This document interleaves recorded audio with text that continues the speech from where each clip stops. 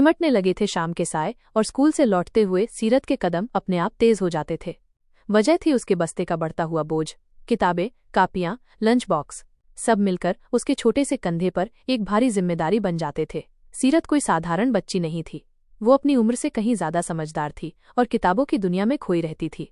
गणित के जटिल सवाल हो या विज्ञान के रोचक प्रयोग, सब कुछ उसे अपनी ओर खींचता था।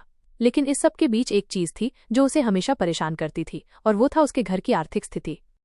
एक दिन गणित की क्लास में टीचर ने एक नया अध्याय शुरू किया, लाभ और हानि। बोर्ड पर लिखा एक सवाल था, अगर एक दुकानदार 100 रुपए में कोई सामान खरीदकर उसे 120 रुपए में बेचता है तो उसे कितने प्रतिशत का लाभ हुआ। क्लास के बाकी बच्चे जोड़ घटाव में उलझे थे, लेकिन सीरत के दिमाग में कुछ और ही चल रहा था। उसकी आंखों के सामने उसकी माँ का चेहरा घूम रहा था, जो हर रोज घर के खर्चों को लेकर परेशान रहती थी। अगले दिन स्कूल के बाद सीरत अपने घर की गली के नुक्कड़ पर एक छोटी सी मेज लेकर बैठ गई। मेज पर रखी थी उसकी सबसे प्यारी चीज, उसकी कहानियों की किताबों का ढेर। उसने हर किताब पर एक छोटा सा नोट चिपकाया, किराए पर उपलब्ध -2 रुपए प्रतिदिन। शुरू में तो कोई नहीं आया, लेकिन धीरे धीरे गली के बच्चे उसकी मेज के चारों ओर जमा होने लगे। कोई परियों की कहानी पढ़ना चाहता था तो कोई बहादुर राजाओं की। देखते ही देखते सीरत की छोटी सी लाइब्रेरी चल निकली।